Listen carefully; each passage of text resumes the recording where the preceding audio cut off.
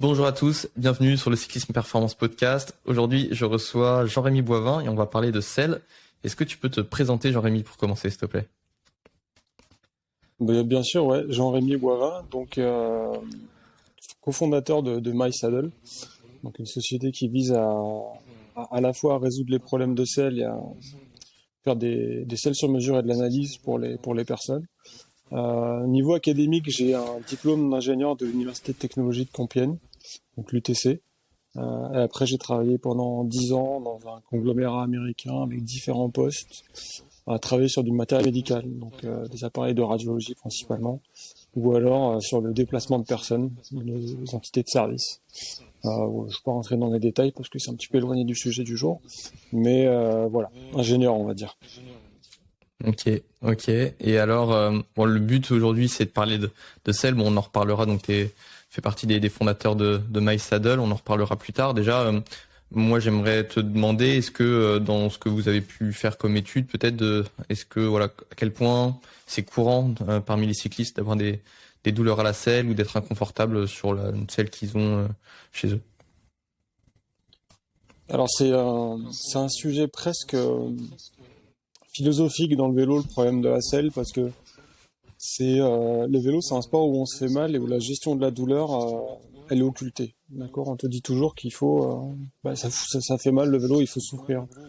Et ce truc-là, c'est répertorié sur la selle, c'est-à-dire que quand tu écoutes quasiment tous les pratiquants, aujourd'hui, tu en as très très peu qui n'ont pas eu ou qui ne souffrent pas encore de problèmes de selle. Alors chacun à différents niveaux, on va pas forcément avoir des trucs extrêmement graves chez tout le monde, mais tout le monde a des petits désagréments que chacun essaie de corriger un peu à sa façon, mais c'est vraiment quelque chose de très fréquent chez, je dirais, 95% des pratiquants. Ça va de la petite irritation, un petit engourdissement, jusqu'à des trucs qui peuvent être, pour certains, quasiment des dommages nerveux qu'ils peuvent avoir au niveau de la selle, qui sont un petit peu irrémédiables et pour lesquels on peut pas encore faire grand-chose. Donc ouais, c'est très fréquent, pour faire simple. Mmh. Ouais, non, c'est clair. Je pense que c'est vraiment fréquent et que on s'en rend pas compte. Et comme tu dis, c'est peut-être déjà ancré dans la culture du vélo de souffrir et au final de pas forcément en parler. Là, je voyais hier le teaser d'une série Netflix là sur le Tour de France où il y a un briefing dans le bus, le DS qui dit tout le monde aura mal au cul, tout le monde aura mal aux jambes, tout le monde sera à bloc. Et ouais, ça m'a fait penser à ça qu'au final, c'est admis, c'est comme ça et finalement on n'essaye pas forcément de soigner ce problème. Alors, moi, j'aimerais qu'on parte déjà peut-être de la position avant de creuser dans les différentes selles, les différents choix de cuissard possibles. Comment la position, elle peut influencer justement ces douleurs à la selle? Alors je vais un peu répéter ce qui a déjà été dit sur ton podcast par les personnes qui avaient parlé de positionnement et de confort de selle. Le premier réflexe à avoir si un jour vous avez un vrai problème de selle, c'est de revoir la position. Alors, 80%, je dirais, c'est à peu près ce qu'on voit, mais 80% des problèmes graves peuvent être résolus par une étude de position, donc une étude posturale. C'est vraiment le premier truc à faire. Et après, euh, par rapport à la hauteur de selle, notamment au recul de selle, euh, il faut toujours garder en tête qu'on va devoir faire des compromis par rapport à la position. Si on est face à un athlète qui veut une position extrêmement aérodynamique, très performante, etc., si ça lui pose des problèmes de selle, il faudra probablement qu'on arrive à un moment à un compromis sur la position. D'accord, c'est vraiment important.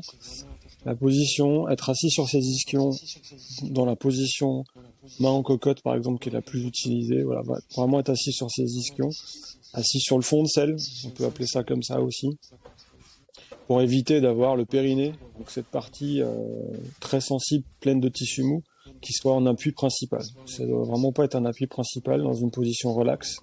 Ça doit être une position, on va être en appui sur le périnée dans les positions un petit peu aérodynamiques ou agressives.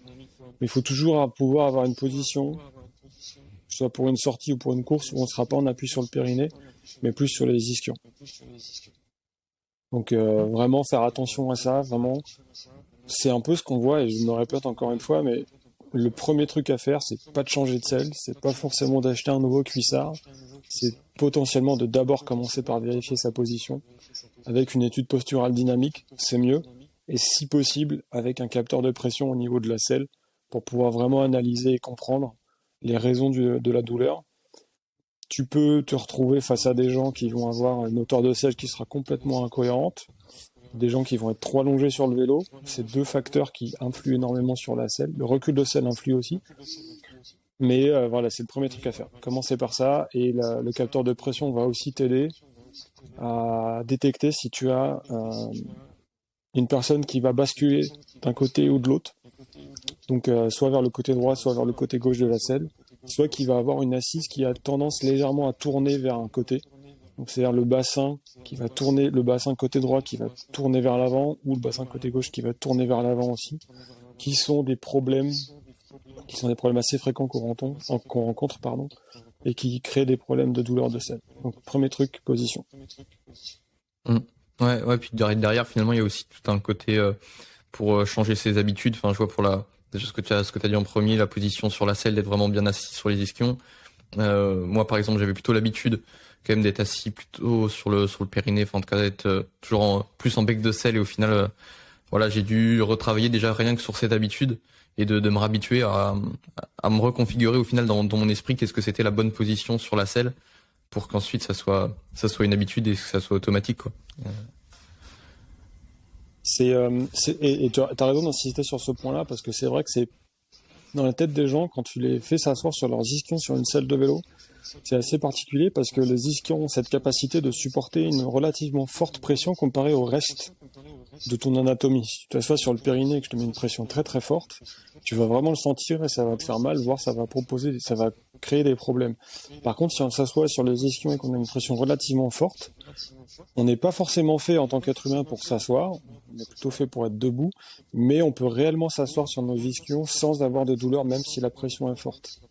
Notamment parce que le vélo est un sport où on ne reste pas complètement inactif, donc on bouge, donc on a la capacité de s'asseoir sur ses ischions sans avoir mal.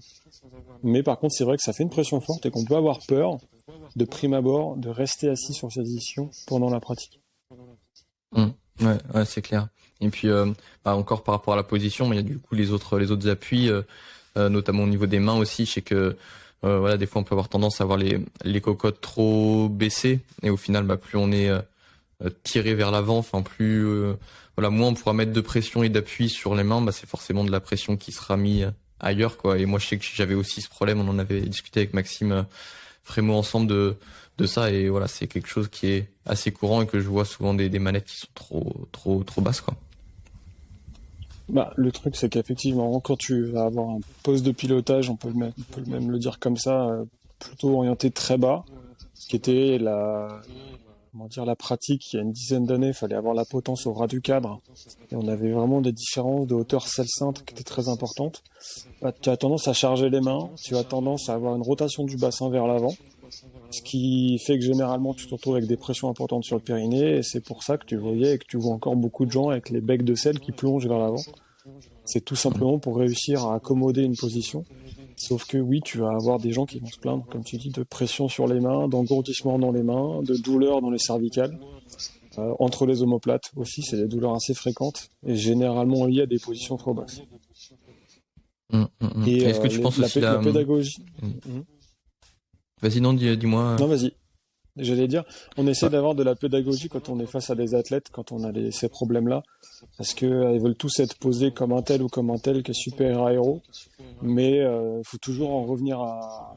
C'est ce qu'on essaie de montrer aux athlètes, c'est qu'il faut en revenir à leurs conditions d'athlète à eux, leurs limitations et leurs capacités, et faire la position en adéquation avec ça. Donc effectivement, si on a un athlète qui se retrouve avec des douleurs de selle très fortes douleurs dans les mains, c'est un peu notre travail aussi de lui dire, écoute, il faut qu'on trouve une position où tu vas être plus confortable, parce qu'à long terme, ce sera beaucoup plus bénéfique qu'à court terme. Ouais, non, c'est clair, et on pourra en reparler plus tard, mais aussi l'impact sur la performance, sur l'entraînement, c'est assez énorme. Et ce que je voulais dire aussi par rapport aux autres appuis, je pensais aussi aux pieds. Est-ce que tu penses que ça peut avoir un impact, comment on est posé au niveau des cales, au niveau des pieds, sur les douleurs à la selle? Alors pour l'instant, j'ai pas d'observation trop concrète là-dessus, dans le sens où alors le seul truc qu'on a pu remarquer nous par rapport aux pieds, c'est qu'on utilise souvent des cales entre la cale de la pédale et la chaussure pour rééquilibrer le bassin de la personne. Ça, c'est quelque chose qu'on voit fréquemment. Après, sur la position des cales, nous, on essaye toujours de remettre les personnes dans une certaine normalité, dans le sens où il semble y avoir un consensus autour du positionnement des cales. On écoute un peu tous les experts en bike fitting et études posturales, entre le premier et le cinquième métatarse. Donc on essaye de toujours recaler nos clients là-dessus et athlètes là-dessus, comme un point un peu neutre pour nous. Après, et c'est là où moi je reste à ma place, entre guillemets, on est plutôt des experts de la selle plutôt que des experts du bike fitting. Donc c'est vrai que on fait des études posturales, mais on n'est pas au niveau peut-être d'expert en études posturales que tu peux trouver dans le milieu professionnel. Donc pour l'instant, moi je dirais que j'ai pas trop de recul sur le positionnement des cales, sur l'inclinaison des cales par rapport au problème de selle. Le seul qui est évident et qui est connu, il est plus lié au Q-factor, donc l'écart que tu vas avoir entre tes deux pieds. C'est parce que ça va potentiellement créer un frottement sur l'intérieur de la selle, donc au niveau des cuisses quand la personne pédale. Si tu as une personne qui est très large de bassin, homme ou femme, qui va avoir les pieds très très rentrés, ça peut potentiellement lui créer des irritations au niveau de l'intérieur des cuisses. Et il faut retravailler le Q-factor pour peut-être écarter un peu. D'accord ? C'est le seul truc que nous, sur lequel on a vraiment plusieurs fois, de manière répétitive, fait cette modification et qui a été bénéfique, sans avoir d'effet négatif après sur la personne. Donc c'est-à-dire pas de création de douleur au niveau des genoux, pas de création particulière de douleur au niveau des chevilles, et pas une perte de performance ressentie. C'est un peu notre credo toujours, comme à peu près n'importe qui fait de l'étude posturale. Ouais. Et du coup, pour réguler ce Q-factor, c'est quoi? C'est la position de la cale que tu vas décaler de la droite ou vers la gauche? Voilà, en fonction des chaussures et des pédales, on va pouvoir jouer sur la position de la cale, plus ou moins à l'intérieur, plus ou moins à l'extérieur. Et après, on peut, sur certaines marques de pédales, changer l'axe en fait de la pédale pour un axe plus long ou un axe plus court, qui va permettre d'ajuster un petit peu tout ça. Mais c'est un endroit qui vraiment a très peu de réglages au final. C'est vraiment assez limité.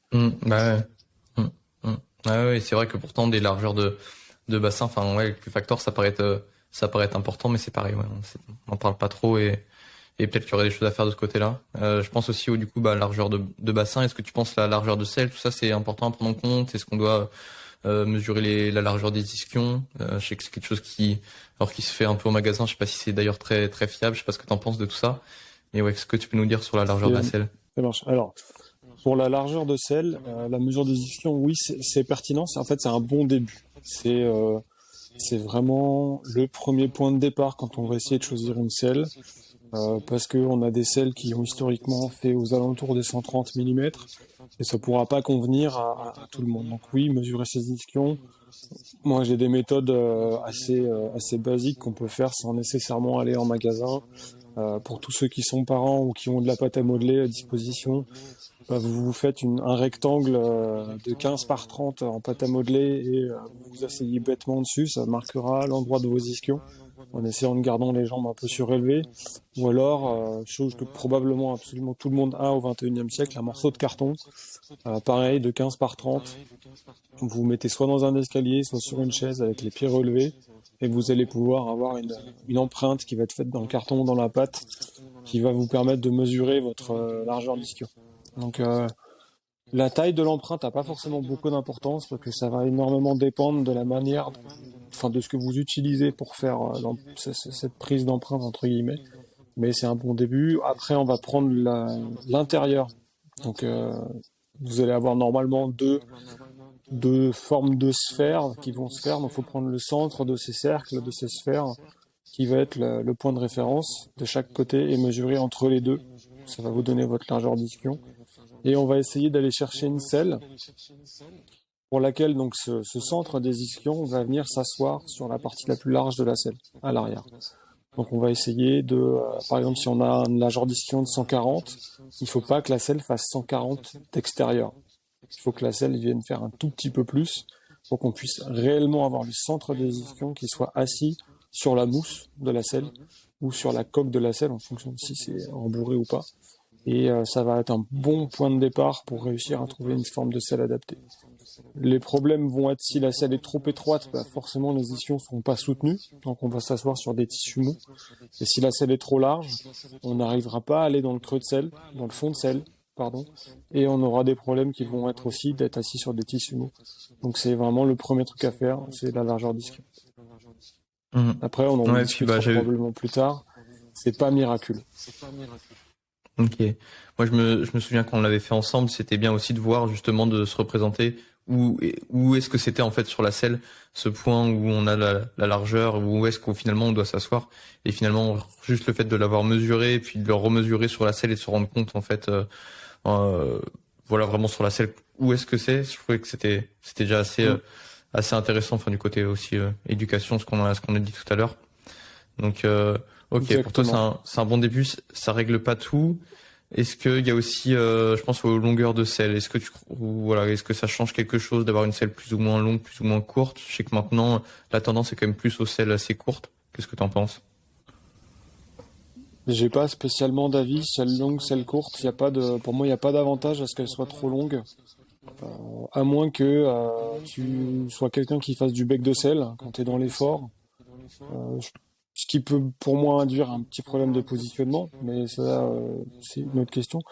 Mais non, en fait, pour moi, la longueur de selle, qu'elle soit longue, ça n'a pas d'importance, qu'elle soit courte non plus, dans le sens où on en parlera peut-être plus tard, mais quand nous on fait nos moules pour nos selles sur mesure, en fait, on se rend compte qu'on utilise une partie relativement faible de la selle.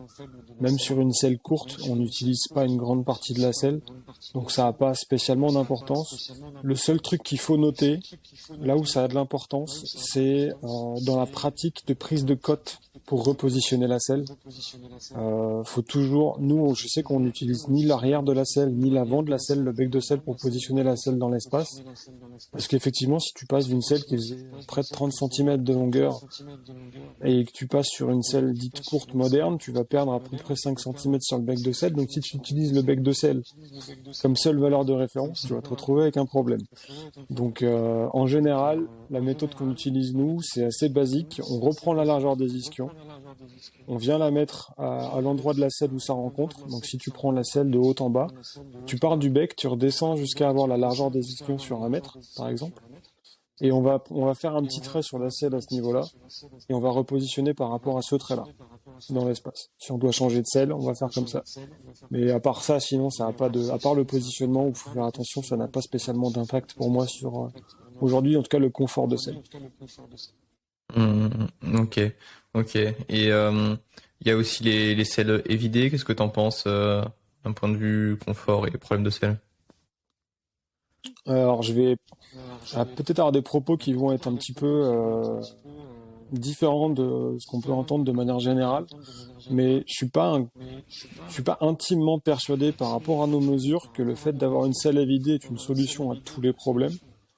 La selle évidée, pour moi, est une solution quand on vient s'asseoir sur sa zone du périnée et pas sur ses ischions. D'accord? Parce qu'effectivement, c'est un endroit dans lequel il faut éviter d'avoir de la pression, ou du moins une pression trop accrue. Donc il ne faut pas que ce soit l'élément primaire de l'assise de la personne sur son vélo. Si c'est l'élément primaire, alors il faut enlever de la pression, et dans ces cas-là, l'évidement a du sens. Mais si on est assis sur ses ischions, ça a beaucoup moins de sens pour moi. Et pour avoir lu les études scientifiques qui ont été faites sur le sujet, elles sont pour moi un petit peu vieilles. Elles commencent à dater un petit peu et il faudrait peut-être les remettre dans un contexte plus moderne, avec une comparaison, avec un positionnement cohérent. Parce que c'est sûr que pour moi, dans les études qui ont été faites, la position du coureur n'est pas précisée. On ne sait pas s'il est assis principalement sur ses ischions, on ne sait pas s'il est sur une position agressive, non agressive.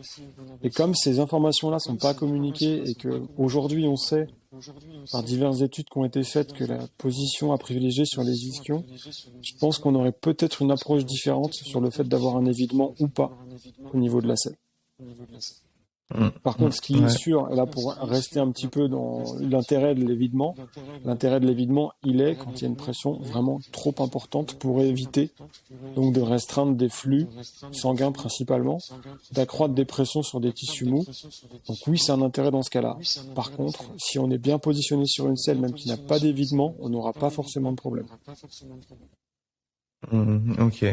Ok, alors on a parlé de largeur de selle, de longueur de selle, d'évidement ou pas. Est-ce que aussi l'inclinaison de la selle, tout à l'heure aussi on avait parlé des selles peut-être des fois trop inclinées, qui nous poussaient trop vers l'avant. Qu'est-ce que t'en penses de l'inclinaison de la selle? Est-ce qu'il y a un chiffre parfait que tout le monde doit respecter ou qu'est-ce qu'on fait pour l'inclinaison de la selle? Alors, il n'y a pas de chiffre parfait. Le... c'est plus des problèmes de positionnement sur le vélo qui vont être à prendre en compte. Parce que on se retrouve souvent avec des selles qui sont très penchées vers l'avant, quand on a soit des positions très agressives, soit quand on a une mobilité du bas du dos et du bassin qui est relativement limitée. Pour faire simple, si tu as une personne qui est très peu souple, notamment du bas du dos, typiquement quelqu'un qui n'est pas capable d'aller toucher par terre quand on lui demande de se pencher en avant et d'aller toucher le sol, mais qui roule avec une position très agressive sur le vélo, il va naturellement, c'est pas son dos qui va s'arrondir et qui va prendre de la souplesse, c'est quelqu'un qui va se pencher vers l'avant. Donc tu vas avoir besoin d'incliner la selle vers l'avant pour ne pas que simplement cette personne se retrouve avec une forte pression au niveau du périnée qui serait quasiment insupportable. Donc c'est encore une fois, c'est plus une discussion à avoir et une remise dans un contexte général de la position, où quand on a une selle qui est très fortement inclinée vers l'avant, on va plutôt essayer de comprendre avec le coureur quel est l'objectif de cette selle vers l'avant. Si c'est pour contrecarrer une pression qui est très importante, alors dans ces cas-là, essayer plutôt de travailler sur une position un petit peu moins agressive pour avoir une assise correcte. Parce que le fait d'avoir la selle très en avant comme ça, bon déjà ça va accroître la pression sur les mains parce que ça va t'enlever un appui au niveau de la selle. Donc naturellement plus de poids sur les mains, mais surtout ça va probablement provoquer soit que tu vas glisser vers l'avant de ta selle, soit que tu pourras pas t'asseoir sur tes ischions dans une position relativement relaxe, donc main en cocotte, et donc ça peut sur des longues distances provoquer d'autres problèmes. Donc il y a toujours un compromis à trouver encore une fois entre est-ce que je prends une position pour faire 15 km de chrono ou est-ce que je prends une position pour faire 20 000 km par an. Voilà, c'est le grand truc. Mais pour moi, quand je vois un parking de vélo et que je vois des selles penchées vers l'avant, je dirais à plus de 2 degrés, 3, 4, 5 degrés, je commence à me poser des questions sur la pertinence de la position eu égard au problème de selle. Encore une fois, je ne veux pas parler d'aérodynamisme, je ne veux pas parler de performance pure en termes de pédalage, mais d'un point de vue confort de selle, ça m'a l'air. Ok. Et puis après, s'il n'y a pas de problème, sinon c'est pas forcément un problème. S'il n'y a pas de problème de selle, il n'y a pas forcément de raison de changer ça. Exactement, c'est toujours pareil. Hein. Si on a une personne qui arrive à s'adapter, qui n'a pas mal aux mains, qui n'a pas de douleur de selle, qui n'a pas spécialement de problème, tant mieux. Tant mieux. S'il arrive à avoir une position sur son vélo très agressive, qui roule dans le confort, alors tant mieux. J'en ai personnellement encore pas vraiment trouvé, mais à la limite, si ça arrive, tant mieux. Ouais, ok. Il y a l'avancée de la selle aussi, plus ou moins avancée. Qu'est-ce que t'en penses sur la position générale? Alors c'est vraiment important. L'avancement de la selle, pour nous, c'est réussir à faire en sorte que la personne s'asseye sur ses ischions. D'accord. Dans les vélos modernes, c'est un petit peu on en reparlera plus précisément dans le choix de la selle, si tu veux qu'on retourne un peu sur comment choisir une selle. Mais il y a la vraie nécessité de faire attention à ce que la personne elle s'assoie sur ses ischions et donc que l'avance de selle soit suffisante. Un truc que nous on fait, c'est un petit tips, quand on fait une étude posturale et quand on fait une analyse de selle, on le fait sans cuissard. Donc on le fait avec un cuissard de course à pied, un legging, un truc collant, mais on le fait sans peau de chamois. Parce que la peau de chamois va un peu inhiber certaines sensations que tu vas avoir sur la selle. Et quand tu fais ton étude posturale, tu peux te trouver bien parce que tu vas pédaler une demi-heure, 3/4 d'heure. Maxi, tu vas pédaler 2 heures et encore, c'est haché, c'est pas continu. Donc du coup, tu peux te croire assis correctement sans l'être. Donc déjà, on va, comme tu disais tout à l'heure, faire en sorte que la personne elle connaisse où est-ce qu'elle est censée s'asseoir sur sa selle, quelle est la sensation de s'asseoir sur ses ischions, et après on va essayer de retrouver ça sur le vélo. Et il faut avancer la selle entre guillemets tant qu'on n'a pas trouvé cette position-là. D'accord ? Donc c'est sûr que c'est après, il va y avoir plein de petits ajustements à faire. Nous, je sais qu'on change assez fréquemment les tiges de selle sur les vélos modernes. On a souvent tendance à prendre des tiges de selle sans recul. Ça peut nous arriver de changer les selles parce que les plages de réglage sur les rails sont trop limitées. J'ai encore vu une selle récemment qui te permettait d'ajuster ta selle sur moins d'un centimètre en avant, moins d'un centimètre en arrière. C'est extrêmement peu dans le fond. Et nous, fréquemment, on avance les selles de manière assez importante sur les vélos, parce que sinon, on n'arrive pas à retrouver cette assise sur les ischions. Et donc, du coup, on n'arrive pas à repartir sur une base de confort normale au niveau de la personne. Ouais, puis des fois aussi, il y a la problématique des potences qu'on peut pas forcément bouger. Si la personne a une potence qui est trop longue, finalement, on va devoir compenser avec l'avancée de la selle. Et c'est vrai que maintenant aussi, avec beaucoup de combos cintre-potence, ils sont super coûteux à modifier. Donc forcément, des fois, on est obligé de compenser sur l'avancée de la selle aussi, quoi. Malheureusement, c'est un biais qu'il faudrait éviter de prendre, parce que l'avancée de la selle a quand même ses limites en termes de positionnement. Si on veut respecter un peu les angles entre les différentes parties du corps qui sont préconisés, on peut pas non plus jouer avec le recul de selle de manière infinie. C'est un peu le problème quand tu fais une étude posturale aujourd'hui, quand tu as un client qui arrive avec un super vélo, comme tu dis, un combiné cintre-potence d'une certaine longueur-largeur. C'est difficile de les modifier pendant l'étude. C'est aussi difficile quand on a des gens qui ont des cintres avec tout est intégré. Quand tu as les durites, parce que maintenant quasiment tout le monde est en disque, quand tu as les durites qui passent dans le cintre et dans la potence, pour modifier le moindre truc, c'est compliqué. Donc c'est vrai que pour ça, c'est bien, avant de choisir un nouveau vélo, de faire une étude posturale et de travailler sur son confort de selle avant de changer de vélo, pour pouvoir faire les bons réglages. Parce que si tu as une potence trop longue et que tu décides d'avancer sur ta selle, tu risques de te retrouver avec d'être trop en avant. Et alors ça pose pas forcément des problèmes de selle, par contre ça peut poser des problèmes au niveau des genoux. Notamment tu vas augmenter la charge sur les genoux. Et donc du coup tu peux te retrouver avec des problèmes à moyen terme. À court terme en général non, à part une douleur vive, mais tu pourrais te blesser à moyen terme si tu faisais ça trop. Donc il faut toujours garder en tête que le recul de selle, c'est pour s'asseoir correctement sur la selle. C'est pour potentiellement être correctement aligné au niveau du genou par rapport à l'axe de la pédale quand la pédale est à l'horizontale. Mais on peut pas non plus tout corriger avec ça. Si vraiment tu as une potence qui est trop longue de 2-3 cm, tu pourras pas corriger ça avec ton recul de selle. Ok.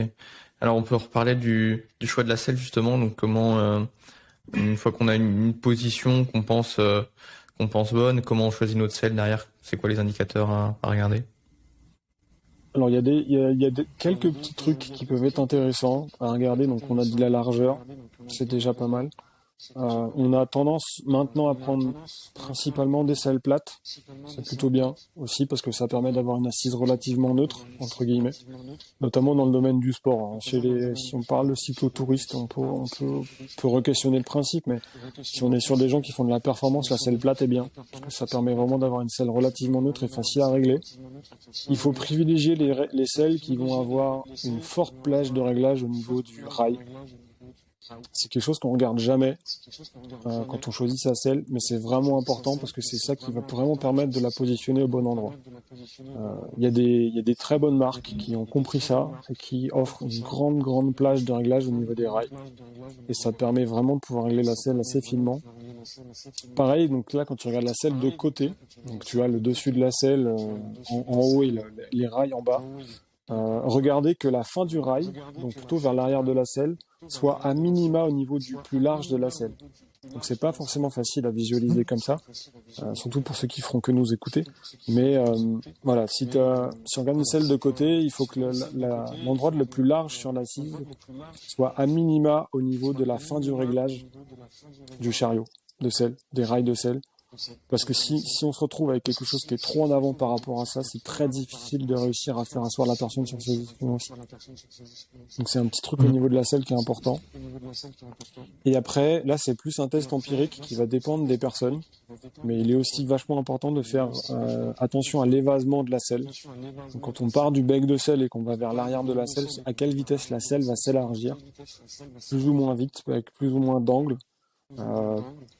Une selle qui va avoir un évasement très long va être un petit peu plus difficile à régler correctement qu'une selle qui va avoir un évasement très rapide. Mais à l'inverse, la selle qui peut avoir un évasement très rapide va pas offrir un confort suffisant en changement de position à toutes les personnes.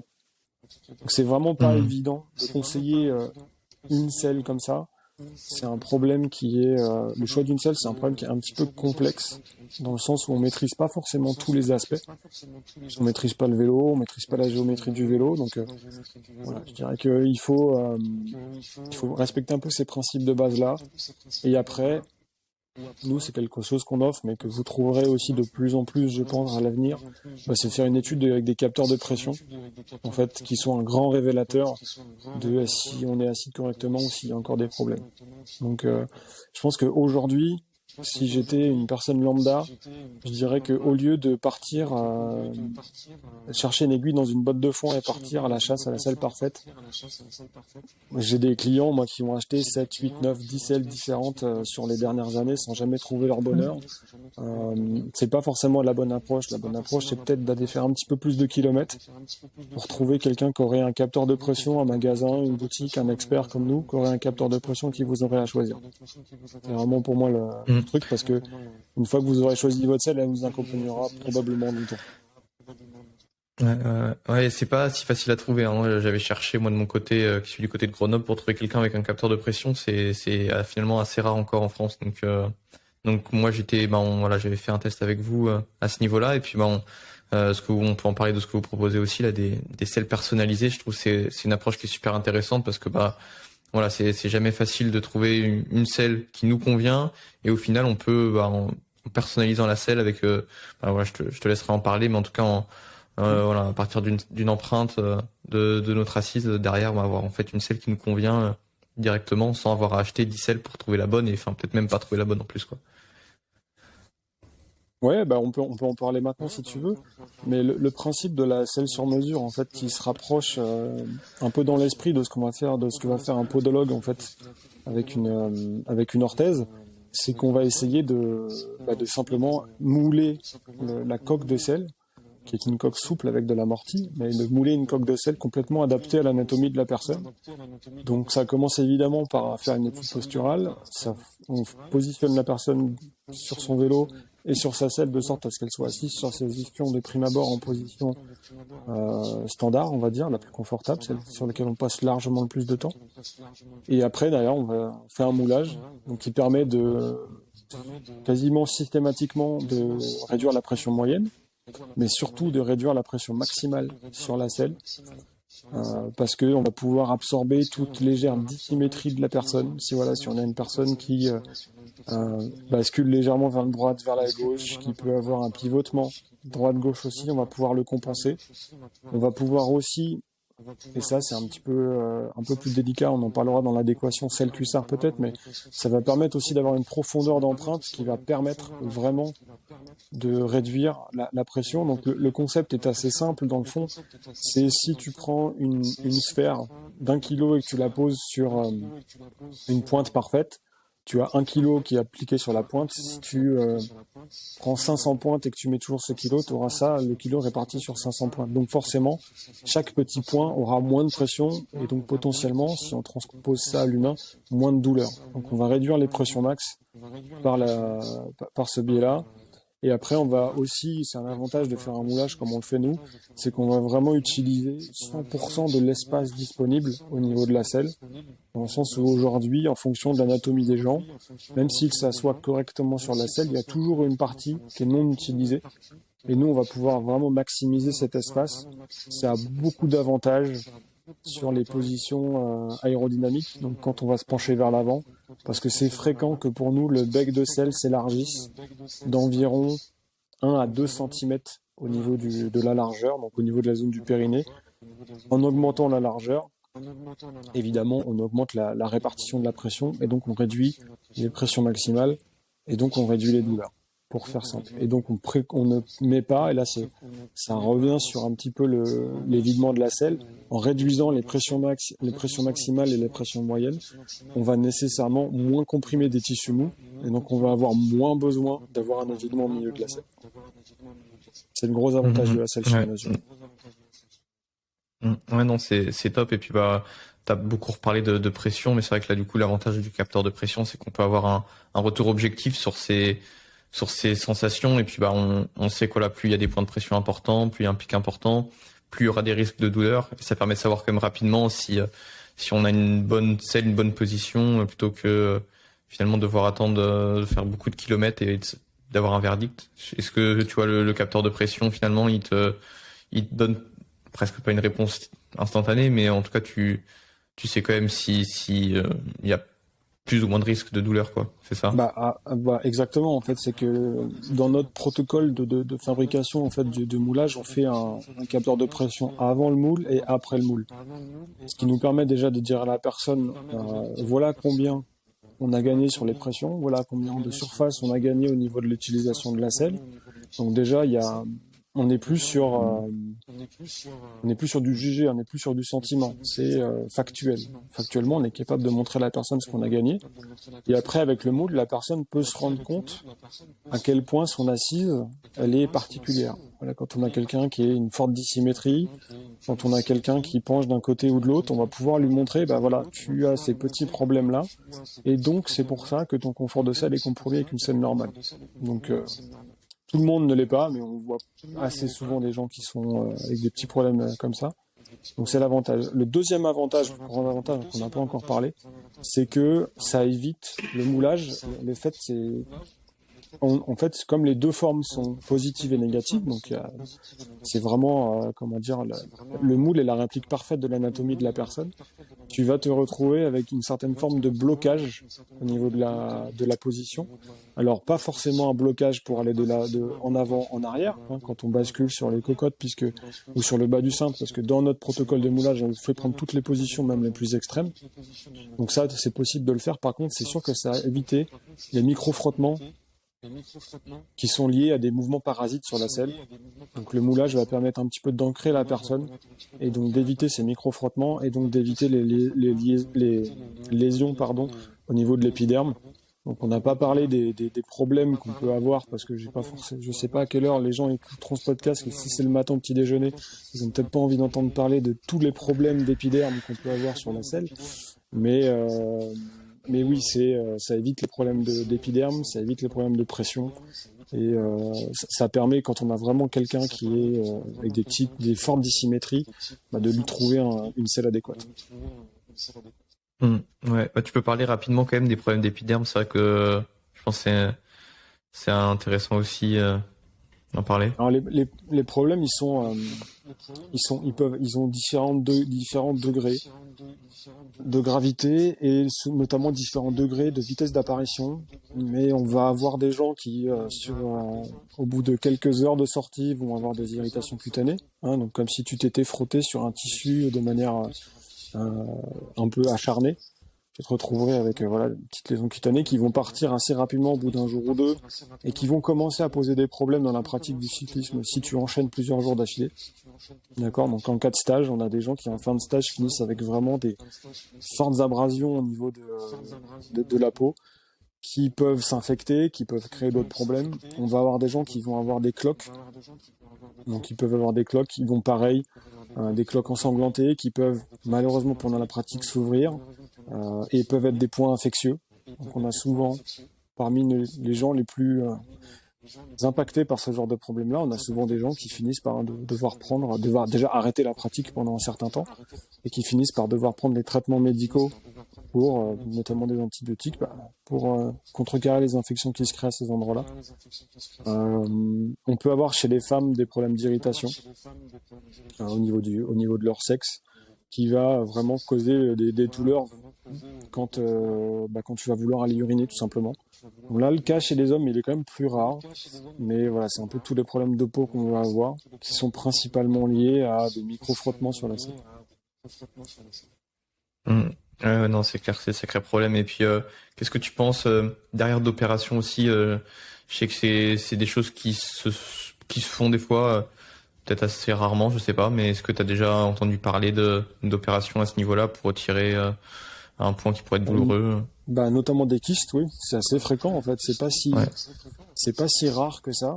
Alors chez les amateurs, c'est peut-être rare. En tout cas, chez les amateurs, je dirais pas de niveau national, c'est peut-être assez rare, mais dès qu'on commence à monter dans les catégories, oui, c'est quelque chose d'assez fréquent.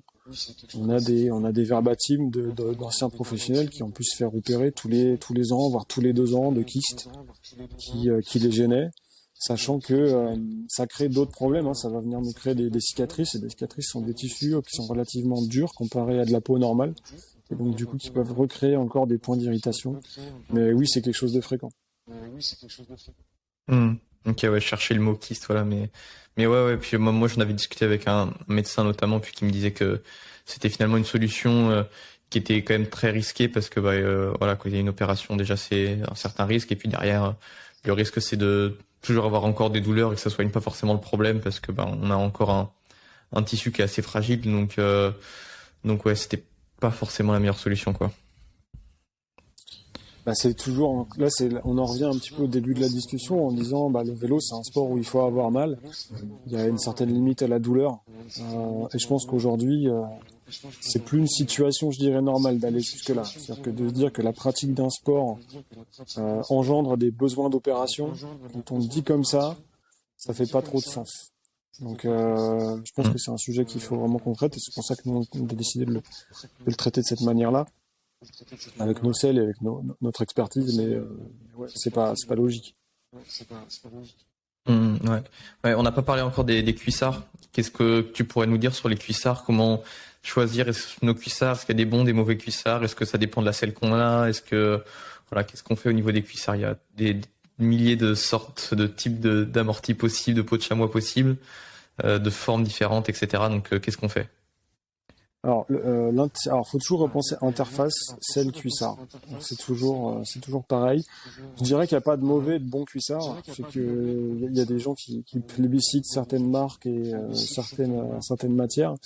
Je pense qu'il faut simplement essayer de redescendre un petit peu et regarder de comment est fait un cuissard. Vous allez avoir déjà le premier truc qu'il faudra regarder, c'est la densité de la mousse et l'épaisseur de la mousse. D'accord, c'est vraiment les premiers trucs, parce que entre un cuissard de club qui va généralement avoir une mousse qui va être relativement peu dense et relativement peu épaisse, et certaines marques qui vont offrir jusqu'à près de 2 cm d'épaisseur de mousse avec des densités importantes, il faut réussir à analyser le truc comme ça. Donc je dirais, de prime abord, d'essayer des cuissards en connaissant la densité de la mousse et l'épaisseur de mousse. D'accord? Au lieu de préférer telle marque ou telle marque ou telle marque, c'est essayer de prendre une valeur, un benchmark. C'est-à-dire que j'ai un cuissard que j'ai aujourd'hui, il me va pas trop mal. J'ai par exemple 100 kg par centimètre carré de densité de mousse, c'est l'unité de la densité de la mousse le plus fréquemment utilisée. Bah, qu'est-ce qui se passe si je prends un 80? Qu'est-ce qui se passe si je prends un 120? Parce qu'on peut avoir des mousses qui sont trop denses, et donc qui n'absorberont pas suffisamment la forme de la personne. Et on peut aussi avoir des mousses qui seront évidemment trop faibles, et qui dans ces cas-là n'offriront pas d'amorti. Donc simplement, je dirais ça comme ça.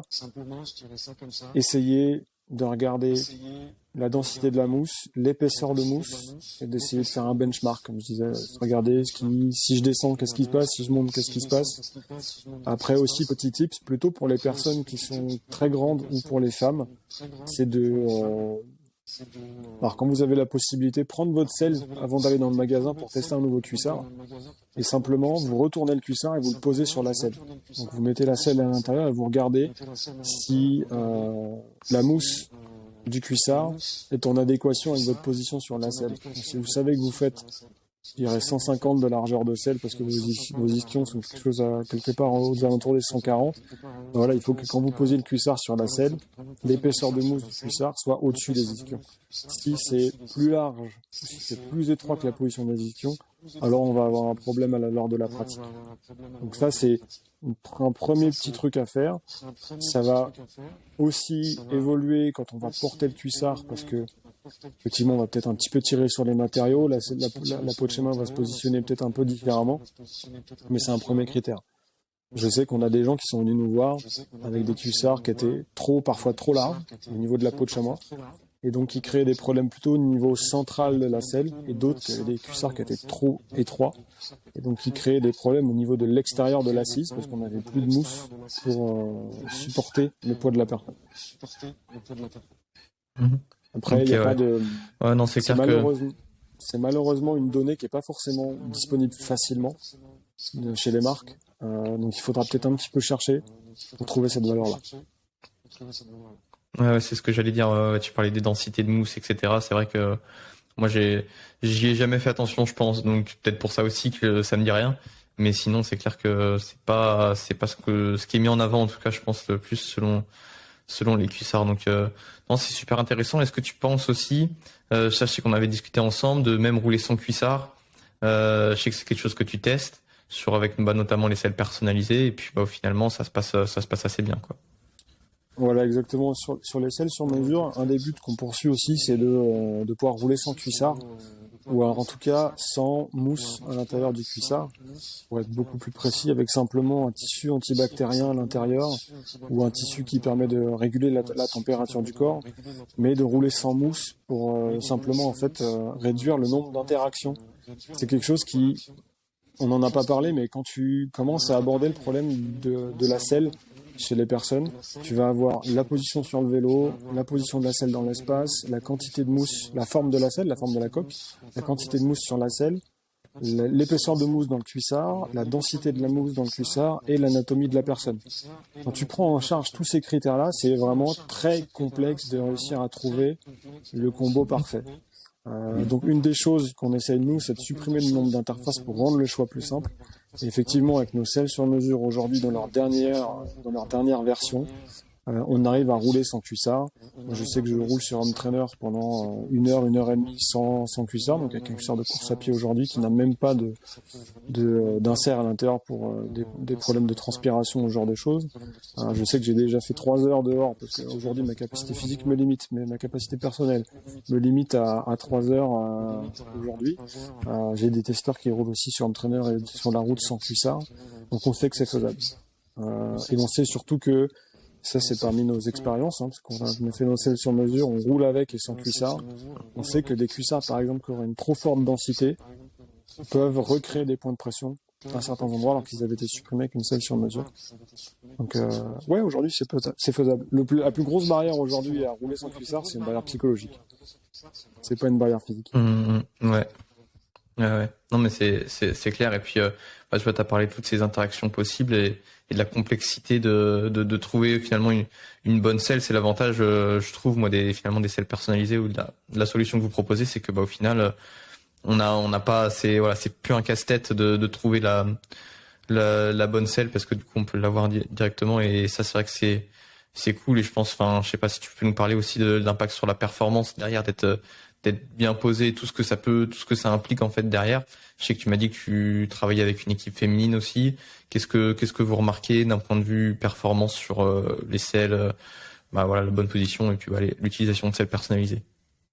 Aujourd'hui, l'impact sur la performance, il est pas forcément de manière directe parce que quand t'as mal en course, tu inhibes un petit peu la douleur parce que t'es focalisé sur autre chose. Mais par contre, là où on a un vrai impact sur la performance, c'est pour moi dans l'approche de la pratique et de l'entraînement.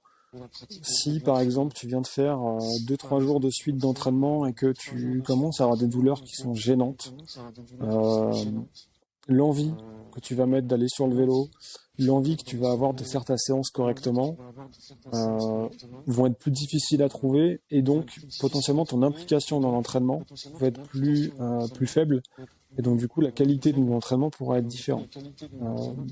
Ça c'est un premier impact qu'on a eu en verbatim de la part de plusieurs coureurs. On va avoir aussi, par exemple, quand tu vas faire plusieurs disciplines, si tu fais du contre-la-montre, si tu fais de la piste, si tu fais de la route, du cyclocross, etc. S'il y a une des pratiques qui t'engendre de très fortes douleurs de selle, notamment le contre-la-montre, par exemple, on a beaucoup de gens qui nous disent, beaucoup d'athlètes qui nous ont dit, bah, ouais, non, mais moi, le contre-la-montre, je le fais en dernier recours parce que je sais qu'au bout d'1 heure sur le contre-la-montre, je suis cuit, quoi. Je peux plus, j'ai trop mal. Et donc, du coup, encore une fois, dans la manière d'aborder l'entraînement, il n'y a pas forcément l'envie de monter dessus, il n'y a pas forcément l'implication nécessaire parce que il y a une douleur, parce qu'il y a une appréhension. Et donc du coup, forcément, on sait que sur du moyen ou du long terme, ça va nuire à la performance. Alors que quand on sait qu'on va se retrouver dans une situation confortable, on n'a plus cette appréhension à monter sur le vélo et donc du coup, naturellement, on peut se focaliser beaucoup plus sur l'entraînement, ce que tu as à faire dans ta séance. Et donc du coup, naturellement, on va avoir une meilleure qualité de l'entraînement. Mm. Ah ouais, ça c'est sûr, c'est ce que j'ai remarqué aussi de mon côté. La motivation et vraiment l'implication qu'on va pouvoir mettre à l'entraînement, le volume d'entraînement qu'on va pouvoir cumuler, clairement, il va être bien plus important avec quand on supprime ce côté douleur à la selle. Et puis non, c'est un impact qui est assez énorme. Est-ce que tu penses qu'on a oublié quelque chose? Est-ce que tu aurais un point que tu voudrais qu'on aborde, un mot à faire passer ou sur le sujet de la selle? Juste un petit conseil pour tous les gens qui pourraient souffrir de problèmes de selle, hein, je l'ai déjà dit, mais commencez d'abord par une étude posturale, une étude posturale dynamique, qui va vraiment permettre de vous repositionner correctement sur le vélo. Gardez toujours en tête que c'est un compromis à avoir, c'est que s'il y a des douleurs de selle, alors il faut vraiment peut-être se questionner soi-même sur la position qu'on adopte sur le vélo ou qu'on voudrait adopter, et peut-être travailler en dehors du vélo. Je sais que les cyclistes ont du mal avec le travail en dehors du vélo parfois, même si ça évolue, mais travailler peut-être en dehors du vélo, la souplesse notamment, pour pouvoir atteindre la position que vous avez envie d'avoir. Si vous avez des vrais problèmes, encore une fois, ne cherchez pas à accumuler le nombre de selles ou le nombre de cuissards, mais essayez vraiment de chercher quelqu'un qui aurait un capteur de pression au niveau des selles qui pourrait vous aider. Je sais que tu l'as dit, c'est encore difficile, c'est encore peu répandu, mais je sais que ça arrive. J'espère que nous, on pourra aussi se développer et en mettre un petit peu plus partout en France pour pouvoir aider un maximum de gens. Mais aujourd'hui, c'est ça. Et après, encore une fois, essayez sur les cuissards, trouver les densités de cuissards, trouver les épaisseurs. Et quand vous avez un truc qui match, essayez toujours de repartir là-dessus, même si vous changez de marque. Parce que Secret de Polichinelle, il n'y a pas 36 000 fabricants d'inserts, en fait, de peau de chamois. Il y en a 3 ou 4. Donc en général, vous allez pouvoir retrouver la même peau de chamois chez différentes marques. Donc si vous en avez trouvé une qui marche, retrouvez-la ailleurs. Je dirais, c'est un petit peu près, les trucs. Si vraiment vous voulez aller vraiment dans l'ultra confort ou dans la résolution de problèmes de manière à long terme, la selle sur mesure aujourd'hui est le meilleur outil que vous pourriez trouver et qu'on peut proposer sur le marché. Et comment on peut faire justement pour vous rencontrer? Comment ça se passe? Nous, on est en région parisienne aujourd'hui. Donc, vous pouvez venir nous voir dans notre laboratoire pour qu'on vous fasse cette selle sur mesure. Vous pouvez nous contacter sur notre site internet. On répond aux mails.